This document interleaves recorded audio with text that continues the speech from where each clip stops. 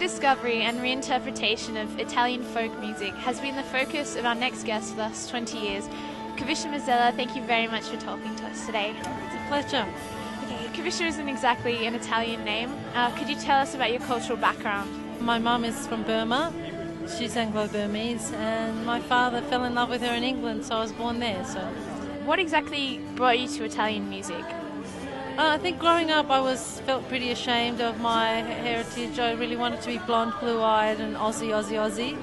And I think when I was about 20, I heard my first Italian Neapolitan street music, and I fell really in love with it because it was music that went right into my blood, I guess. When I first heard it, it had such a strong resonance and such a strong effect on me that I started tracking it down. For someone who's not particularly familiar with your music, how would you describe your style? What I do is an interpretation of traditional folk music, so it's got folk roots with a contemporary feeling. How did you learn Italian folk music? Well, I really learned from migrants in Australia. I didn't go to Italy to study, but I did learn a few songs off tapes and records and CDs that have come out from Italy. But most of my material is done in the oral tradition way, learning off somebody. What inspires you?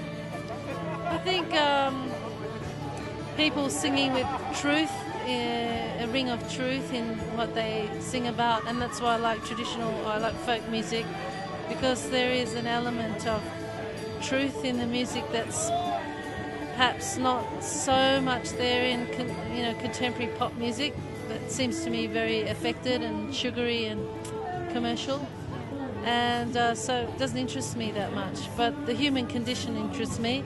So I think that traditional music is a great rich source of expression of the human condition. Do you have a particular approach to songwriting or composition? Well, I'm not really sure if it's a particular approach. I suppose every artist does have their own unique way of looking at things.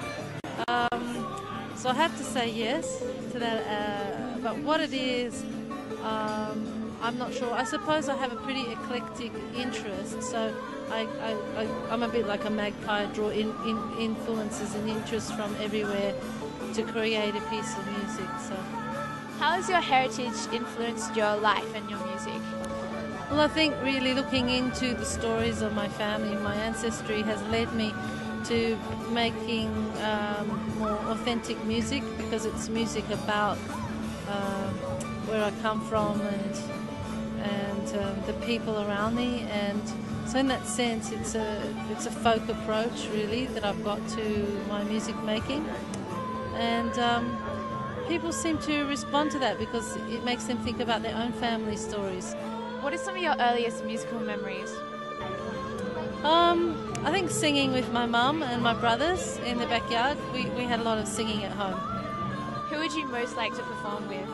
Oh, the people I love to perform with are dead, so I wouldn't be able to. Bob Marley, Nusrat Fateh Ali Khan, lots of great musicians. Joni Mitchell, maybe. Oh, she's alive. It'd be a blowout to work with people like that, just once. Any message for Italo-Aussies who are interested in discovering their cultural background? Oh, I think it's one of the most exciting things I ever did, and it brought a lot of richness to my work. So to go on I think everybody really should go on their own ancestral journey, whether they're Aussie, Italian or Croatian or Russian or whatever. I think you owe it to yourself to go on your ancestral journey, because it is a journey to discover who you are, and it makes what you do in the world all that more richer. You're off to Italy in October. Can you tell us a bit about that? To do singing in Siena in October the 6th to the 15th.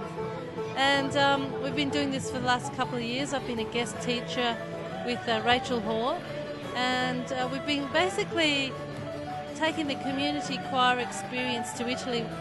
25 people turn up to a villa in the middle of Tuscany countryside, and we sing and practice for a week, and then we put on a concert for the locals, and we also eat very well while we're doing it.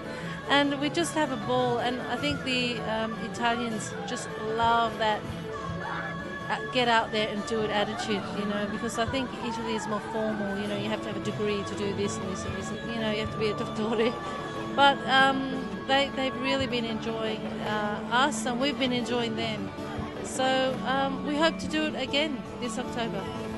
Thank you very much for speaking to us. Thank you. Thank you.